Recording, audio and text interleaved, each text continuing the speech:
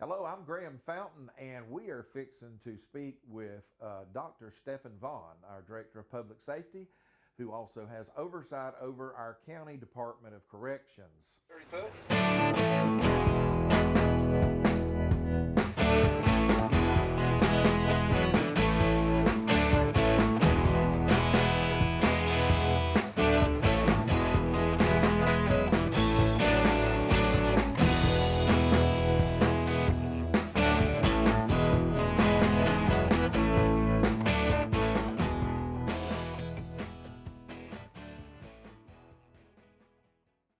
Stefan, good afternoon.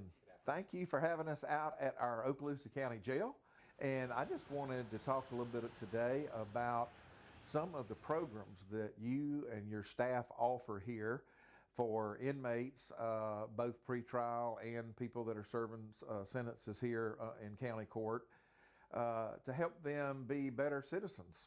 We have a strong community-oriented approach, and that is that we truly believe that a way of preventing those individuals from coming back into custody is by ensuring that we provide them ample opportunity with programs that can help enrich their lives and put them in a good position for success so that we don't have to see them again inside the jail, or ensure that those folks that do need to be here, there's plenty of room for them here. So.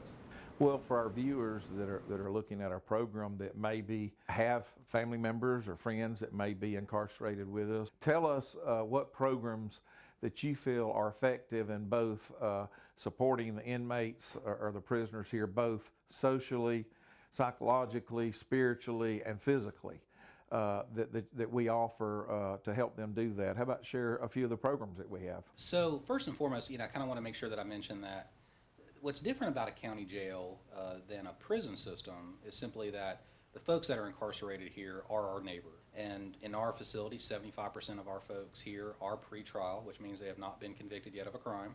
We provide, should I say, a GED program for folks who need to get to get their high school diploma or complete their education to at least get into a place where they can get a job or get into further schooling if they would like. Saw in the paper that there was a need for a lot of folks in the food service industry. And at the time, we recognized that that's probably a good opportunity for some of our folks here to be able to get some training and education. So one of the programs that we started here was a Safe Serve program for our inmates who are sentenced, who are otherwise working in the kitchen. And since they're already working in the kitchen anyway, it provides them an opportunity to get the technical and book work that's associated with that level of certification. And a lot of the employers in the food service industry look at that certification as kind of a first step in getting them on board. What are they doing on their church services? We have a very robust chaplaincy program through our Good News Ministries. They have several hundred volunteers. We have 2 on-site pastors who work for Good News Ministries.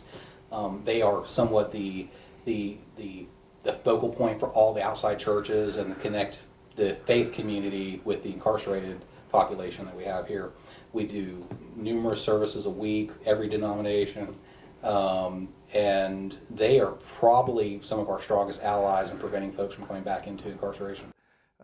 From time to time we get calls where people are worried about medical conditions, psychological conditions, whatever. And just generally speaking, tell our audience a little bit about what we do. Inmate health care and medical care is one of our largest investments inside the facility. From the time that a person who has been arrested comes into our facility, they're immediately being screened for their medical health care, their mental health care. What is your thoughts on what we could do on the mental health?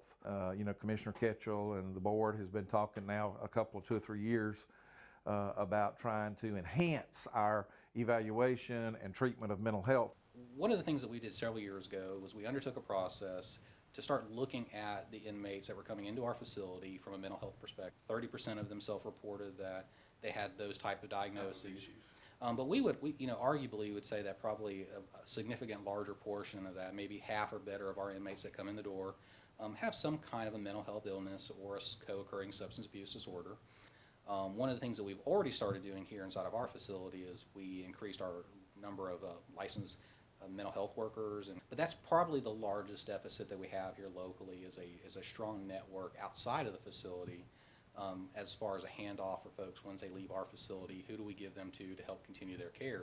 See, those are the kind of programs that I think most of our public who don't have somebody that's connected or been in and out of the jail process, I just don't think they understand all the programs that we have here, and that it's not just a place to lock people away.